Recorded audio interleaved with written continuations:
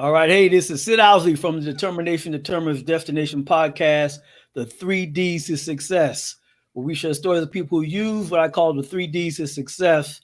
Determination determines destination to overcome obstacles and challenges in their life.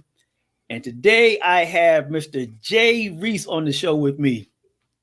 Welcome, Jay. Hello. Thank you, Sid, for having me. Great to have you, man.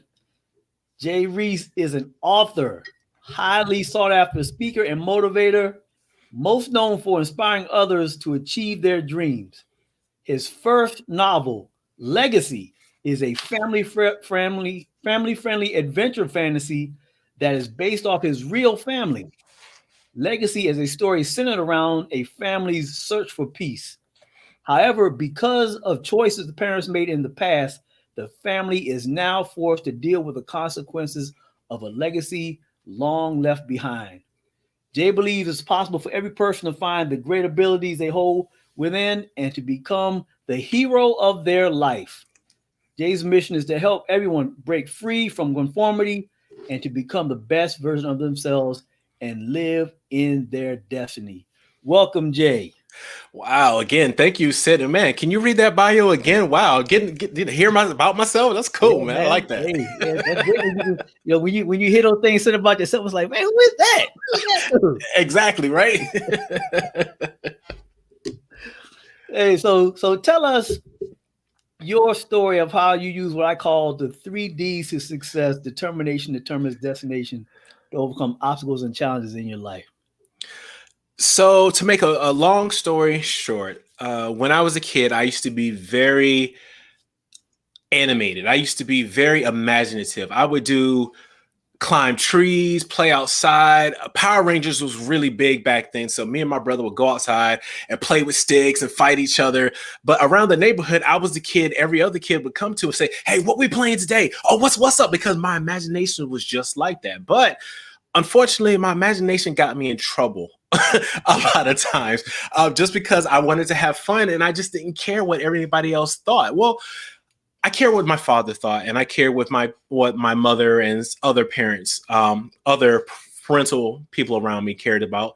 And I remember my father sitting me down one day and just telling me that, you know what, sometimes you need to conform and be like everyone else. And he needed me to be like water because at the time, like, he was loving me the best way he could, but he wasn't loving me the way I needed to, if that makes sense. So after that conversation, I separated a part of myself, or I left a piece of me back then, and I stopped imagining, and I started trying to be like everybody else. I started playing sports, which there's nothing wrong with anyone who plays sports, but that wasn't my cup of tea, you know? Yeah. So I just started to do what I thought everybody else needed and wanted me to do, and I started becoming less and less of my authentic self. So long story short, as I grew up, I fell into the corporate world and I started working a job that I just did not like. There was no creativity. There was no outlet of any kind. And I just became miserable and so depressed. And when I had a conversation with one of my coworkers, she was the office order person. So when you needed something ordered, you went to her. And I remember going to her one day because I needed more staples. She got so excited. I'm talking about like weirdly excited to order staples. You have no idea, Sid, how, and I couldn't fathom, like, how are you so excited about staples and ordering? But that was her thing and that was her passion. And I think that was the start of me realizing that I wasn't in my passion. And funny enough, that very same week, my boss came to me and said, you know what? I don't like your performance and I don't like your coworker's performance. But here's the thing. I can only keep one of you. So both of you need to start stepping up or I'm going to choose who to let go. And this was on a Friday when she told me this. So I went home and all the way home, I had this conversation in my head. Like, I can't believe she's going to fire me. Why would she even talk to me like that? But wait a minute, why am I going to try to fight for something I don't even want? Why am I going to put up with all this headache? You know? So I had a conversation with my wife and luckily she's my support. She's my backbone. And she was like, you know what? We're going to work it out. Quit your job and we'll figure things out. Right. Which I am not advising anyone to quit your job because there was a lot of hard times ahead. I can tell you that now. But what did happen is after I quit that job, there was a period where I had to go through self-growth. I had to figure out all the things that I used to love, all the things that I wanted to do, and who I needed and wanted to be. And the only thing I kept going back to is what I used to do as a child. I used to be imaginative. I used to write, draw, sing, all these things that I used to do as a child that was authentically me, just like everybody else. What you normally gravitate towards as a child is essentially usually what your natural gifts are. Oh, yeah. So with that, I realized, you know what, let me try to write. Let me go ahead and try to write a story. So the first iterations, the first manuscripts of my story, I can tell you now, they sucked. They were horrible. But I was so excited and I wanted everyone to read it. And luckily I had people around me that was like, if you're going to be a writer, yeah, you need to work on this a little bit more, particularly before you start sharing it with people. So that's what I did. I started working on it. And before I knew it, about 3 years later, Legacy was born. All right. So that was essentially it. You know, the story you told about the staples is so subtle and funny how signs can come to you, you know. Yeah. That you saw how this woman was so passionate about the staples, and that let you know that, hey, I'm not in my passion. And then you got an opportunity. You know, they always say opportunities look like problems. But you definitely got an opportunity that looked like a total problem. Like, you gonna fire me? Oh, exactly. And the funny thing about it though is when I went back to work that next Monday, I went to my boss and I was like, hey, you know what? I quit. I'm putting in my 14 days and I'm quitting. The shock on her face and the burden that I felt was lifted off of me. It was this weird thing. I cried in her office that day. And as I went around the office saying goodbyes and telling everybody that I was leaving, everybody thought I was crazy. They're like, how are you going to leave this? You got benefits. You get paid well. Like, why are you to write? Like why? And people will do that to you because they don't see, it's not their vision. It was my vision. I shouldn't expect them to see what I see or to be passionate about what just like the lady with the staples, that I couldn't understand why she was so passionate, but it wasn't my dream and it wasn't my vision. It was hers. That's right. Yeah. Yeah. You can, other people aren't going to see your dream. Exactly. People aren't going to see it. And I have to say that you said it yourself already. It's a blessing, true blessing, that you had the support of your wife in that decision. You know. Yes. I often wonder a lot of times what would have happened if my wife was the kind of person that would have been like, oh no, you ain't quitting your job. You gonna go back. You better suck up whatever feelings you got. You better get in and work for that. You know, so like I can't imagine what outcome would have happened if she would have gave me that response. But luckily she had a loving response and she was hearing what I was saying. Yeah. And she supported me. Yeah, that's awesome. That's, you know, I think that many times when people don't go after their dreams, it has a lot to do with the lack of support around them. You know? Yeah, I agree. So it's a true blessing that you had that support, as you said, that loving support, and that really helped you to go after what you want. And you know, seems like you're in a good place. Oh yeah. Even like I'm a firm believer that every day is not a good day, but you can still find good in every day. You know what I mean? And I know that sounds a little cliche and a little corny, but that's exactly what I believe, because as of right now, my father-in-law is fighting cancer. He seems to be doing really well with it. My mother-in-law is having some issues with her leg. My wife isn't well. My kids are a little bit sick, but we're still here. We can still take every day as it comes. You know what I mean? So like, I can't get bogged down in the details, because even again, as I was writing my book, people would come up to me and be like, yo, you writing a book? You know, there's no money in that, right? oh, yo, you want to move out? So, because at the time we were living in New York and we had moved to California, and they're like, man, you just quit your job and you guys are moving to California. You know how expensive California is? People are so quick to be negative instead of being supportive. And I remember seeing a quote one day, and I wish I remember who the quote was by, but it went along the lines of, when a child comes and tells you they want to be a police officer, they want to be a scientist, they want to be whatever it is that this child wants to be, right? Mm. You don't say no, you play along, right? So why is it that once we're adults, we don't play along? Even if you don't believe what it is, what gives us the right to smash or go against anybody's dreams? Yeah. I think a lot of times, and the word is hater. But a lot of times people have been so used to not achieving their own dreams that supporting someone else, even if the intent isn't actually them hating on you, they're just so used to not seeing things come to fruition that they can't see it for you. Oh, absolutely. A lot of times people can only see as far as they've done.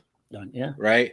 So anytime, like, I had to learn really early, or really fast, that I couldn't share my dream with everybody. That's right. Because for one, like we already said, it's not for everybody. And two, they're not ready for that. They have to see you do it, before they can even believe it happens. Because for some reason, again, people, if they can't see it, they don't think you can achieve it. That's right. Yeah. You have to be able to step out there, man. Yeah. And I congratulate you on doing so. Oh, thank you. So tell us more about your book, Legacy. What the overall story. You don't have to give any juicy details, but just the overall story of the book. Okay. So as you were reading in the bio, Zolani and Rain are two of the main characters, and the book somewhat revolves around them because it's telling the story from their perspective. And because of decisions that they've made in the past, their whole family, them and their two small children, are having to deal with the consequences. And if I had to sum up the book, I would say it's The Incredibles meets the Avengers with a lot more diversity.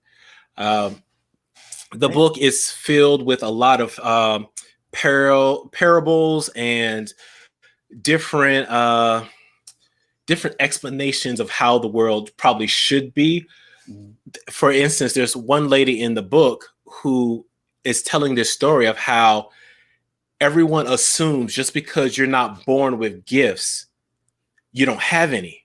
But if you truly work for it, you can achieve any gift that you possibly can want. So it's little stuff like that that's in the book. There's some twists, there's some turns. I mean, it's a young adult fantasy adventure, but trust me, as a parent of two kids who have read my children countless stories till nauseum, I wanted a story that if a parent wanted to read this to their children, they would enjoy it just as much, because that's what I wanted anytime I read a story to my kids. So, or you can just read it by yourself to yourself. So that works as well. So, okay.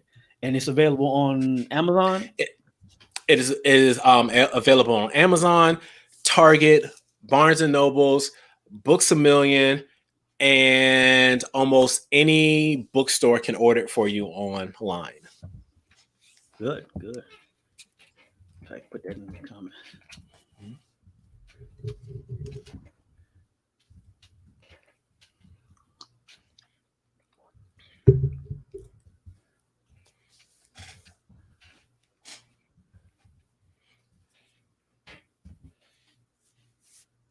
Right. So what else are you're working on? A few other things. Tell us about that. So I'm actually the co-host of two shows currently. My first show is a morning show, kind of like a feel-good show. It's called Wake Up with Jenny and Jay.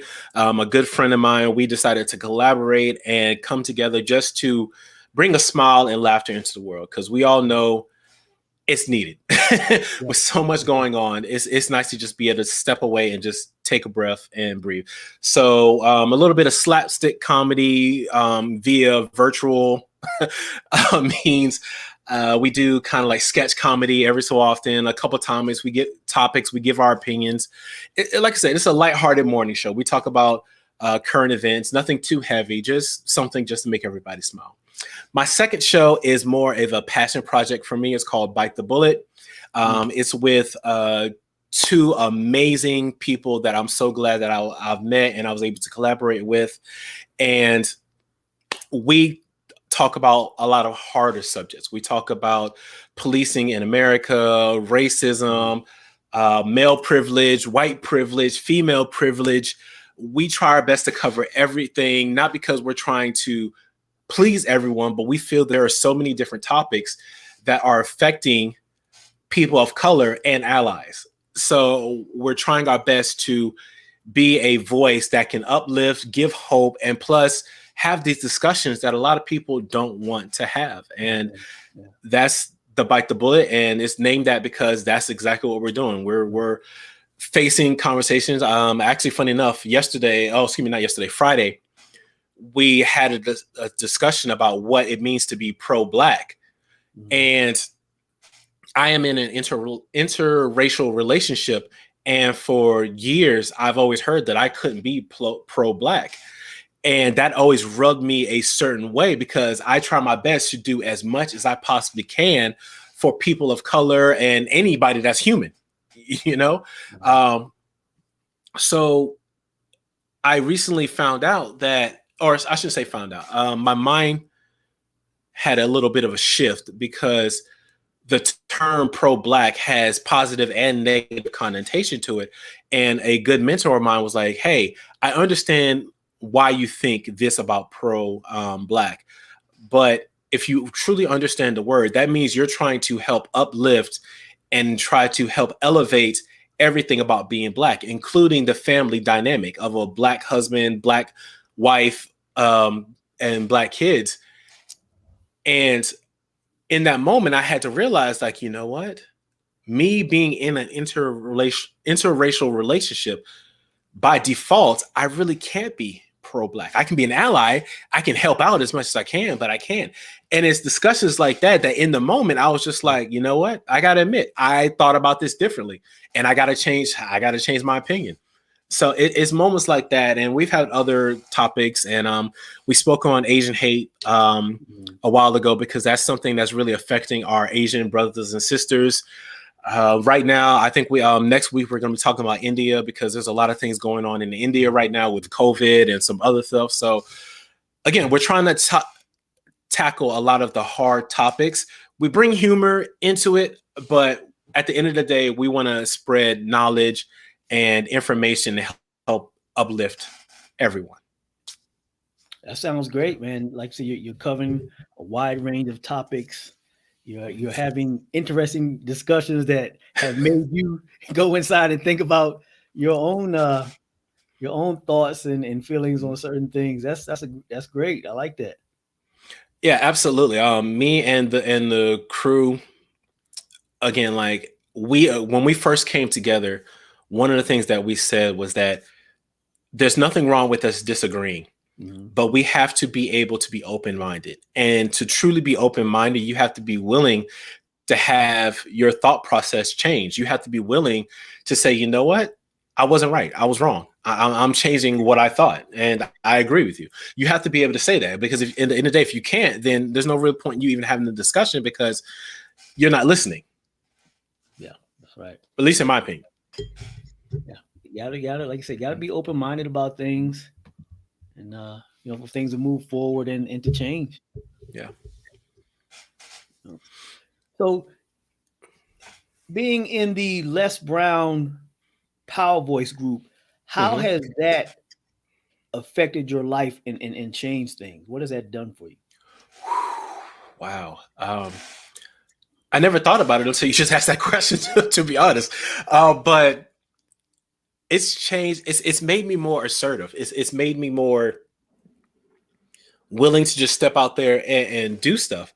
One of the things that I remember Les Brown always saying is that speakers speak. So how can you call yourself a speaker if you're not going out there and speaking? How can I call myself a writer if I don't write? How can I be a podcaster if I don't podcast? You know what I'm saying? So like, there's so many things that I was calling myself, but I wasn't necessarily doing because I was either afraid or there was all these excuses. Yeah. And because of Les Brown and John Tellerico, Winnie, and a whole bunch of other people, it made me realize, you know what? There is no excuse. I need to go out and do it. Because even when you think of an excuse, when you really start to narrow it down, you can probably eliminate that excuse to go do and figure out what you want to get. Yeah. You might as well go after what you want. Mm-hmm. And like I said, being in the group, because it had the same effect on me. You know, this podcast is a result of that because, you know, as you said, Les Brown said, speakers speak. So you got to put this stuff out there. Right. John Tallarico said, hey, a podcast is one of those ways. And, you know, I had thought about it. And actually a year earlier, I was in the process of doing it with someone else. And that just didn't work out at the time. And this time I just said, okay, let's just do it. I didn't know what I was doing. I did it anyway, and I'm still doing it that way. Oh no, I feel you because I'm in the same boat with my podcast. Because like, if I hadn't joined that Les Brown group, I probably wouldn't have started my podcast. Yeah, I probably wouldn't have started collaborating with other people and getting stuff done. And I'm one of those people that I usually listen back to the playback once the recording's done. But I have yet to go back to those first recordings that I did because I know they got to be terrible. I'm sure they're horrible. Oh, but that's all part of getting out there, though. Just get out there and do it. Imperfect action. Well, just go ahead and do the thing and don't even worry about it. Oh, I absolutely. I am a component of just going out there and doing it. I'm not saying don't try to do your best, because clearly always do your best, but don't be a perfectionist to the point of where you're just living behind your fear. You got to go out there and do it, whatever it is. That's right. That's right. And, you know, and your best at one point when you get started is going to be different than your best 3-6 months later. Oh yeah. Oh, by far. Cause I remember when I first started talking about my book, I was so nervous. I wasn't sure what to say. And it's funny because as a writer, it's hard for you to talk about your own book. You write the story, you know the story, but you don't know how to describe it in like 3 or 4 sentences. You know, it's this weird thing.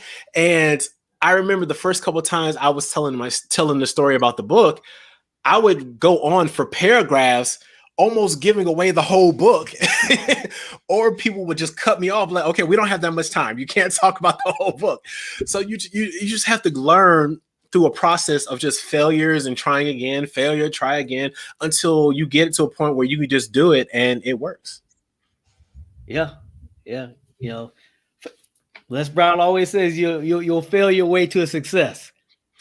Absolutely. And it's funny because I've actually found older videos of Les Brown and some of the other people that have mentored me along the way, because I'm always interested to see the transition of people from when they first start to like later on in life. And when you look at the first videos of Les Brown, don't get me wrong, he's good. He still has a gift, but he's not as polished as he is now. Now he could probably give anywhere from a 20 to 40 minute speech without even thinking about it. Oh yeah. Then when you watch his early stuff, you can see when the wheels are turning. He's not messing up, but you can literally see him processing of what he's going to say.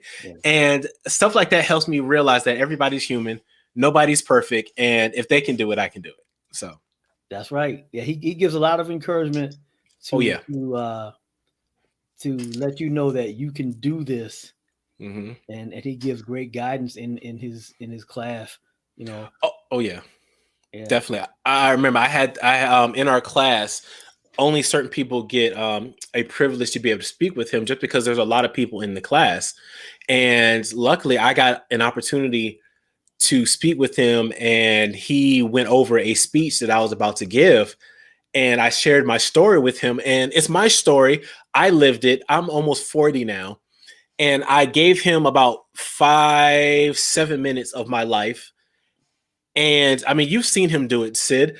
And like he ended up turning around a 10-15 minute speech, flawless, by the way, of my life. And I'm just like, how does this man do this? I don't understand. This is like, I was just in awe. And it's just, he does it to everybody. And it's just like, wow. I can never say enough good things about him and John and everybody and the whole team. They're awesome. That's so true, man. You know, he's a grandmaster now. You know. Oh yes, definitely. He's the godfather of public speaking. Love him, right. man. That's right. And you know, we're part of his legacy. You know. Yeah. You know, yeah. It's funny because now a lot of people, they can look me up on Google and my name comes up, and it'll have like little asterisks or stuff beside, like legacy and Mr. Positivity and learn from Les Brown. And people are like, oh, you got to meet Mr. Brown? How's he like? I'm like, he's awesome. It's good. Yeah, so it's just funny the way you get connected with people, and just But yeah, I'm a part of his legacy, and he's definitely a part of mine for sure. For sure, yeah. You know, as you say in your bio, you know, being in a group like that helps us to become the heroes of our own life, because we're stepping out doing things that, you know, we were just thinking about, you know, maybe a year ago, a few months ago, or whatever, and having that type of support, that guidance is very important. You know, matter of fact, you know, speak a little bit. You know, we're getting close to closing up, and I want to make sure you let everybody know how to get in contact with you. But just speak for a minute on the importance of guidance and mentorship. I think guidance and mentorship is fundamental for anyone trying to be more than what they currently are, anyone who's trying to get into a better situation. Because think about it like this. Say if you're trying to bake a pie, right? You're not even sure what ingredients to use. But then somehow miraculously you figure out the ingredients. You don't know how much, you don't know when to put them in. There's all this stuff that you still don't know, right? So you try to bake this pie and it might come out good. It might not. But the thing about having a mentor and people that has already done it, it's like having that professional chef beside you that can say, hey, you need the cherries, you need the cream, you need the crust. They have all this experience, and they can help shave off so much time that it would take you to learn everything by yourself. I mean, you could still learn it by yourself, but the mentor is there to help smooth out all those bumpy parts of life that you're going to go through, regardless with or without a mentor. But they'll be there to help and advise you along the way. I'm blessed so much because I know there have been so many people in my life that have helped guide me through and through so many different situations. And as we keep saying, Mr. Les Brown, John Tellerico have been two people that I can never say enough good about, because they both have helped me in multiple ways. So true. Yeah, I totally agree. You know, Les Brown and John Tallarico make a great team. Yeah. And they've really helped change people's lives. And as you said, you know, having a mentor, and I think John Tallarico said this term, having a mentor and having a group that you can get support from, it helps to collapse the time that it takes to learn something and to make progress. You know, absolutely. You know. Yeah, absolutely. I agree with that 100%. It's you're meeting with someone, you're collaborating with someone who has already been there. They know it. I mean, clearly, like, you don't have to do everything a mentor says, and I hope no one thinks that you have to do everything your counselor or advisor would tell you, because you're your own person. But a mentor is there to mentor you, to help you, for you to be able to see for things that you don't even know is coming. They can help tell you what's going on, male or female. Right. So So Jay, let everybody know how to get in contact with you and show that book and anything else that you're working on, man. Let everybody know about that before we close out. All right. So everyone, again, my book Legacy is in stores now. You can go to most book retailers and ask them if they have a copy. If they don't, they'll be more than happy to order it. It's on Amazon if that's the easiest for you. Anyone can connect with me online, finding Jay Reace on all my social medias. I try to make it as easy as possible. I am on Twitter, TikTok, Instagram, Facebook, and probably even a couple other places. But those are my main ones that I go to all the time. On YouTube, you can catch me at Bite the Bullet Show and Wake Up with Jenny and Jay. Again, you reach out to me, chances are I reach back. I talk back. So it's all good. Those are the places I believe everyone can find me. And I hope everyone has found value in our discussion today. And thank you, Sid, for bringing me on the show. I appreciate you, man. Hey, it's great having you on, and like the things you're doing. Thank you, and sir. it's, good to share the discussion of the effect that Les Brown and John Tallarico have had on our lives, and share that with people. And I would tell anyone, if you're interested in learning more about those things, you can get in contact with me about the programs that Les Brown and John Tallarico have, because they're great programs. They'll help you to, when you have those goals in your life that you have been thinking about doing or achieving, and you're just not making any progress, you haven't started on them yet, is programs like this that can help you move forward and create that momentum and finally start to achieve things. So, if anybody wants to know more, please get in contact with me. And we're closing out. This is Sid Owsley from the Determination Determines Destination podcast. I would encourage everybody to check out my website, sidowsley.com, where you can get a free gift, free report about how to set goals and your values, aligning your values with your goals. Go to sidowsley.com and check that out. Also, you can see the live YouTube, the live stream episodes of the podcast on YouTube at my YouTube channel, Sid Owsley 3Ds to Success. Check that channel out. Like, share, subscribe. And you can listen to the audio on Spotify. The podcast episodes are actually on Spotify. So it's been great having Jay Reace on the show. This is Sid Owsley. I'm out.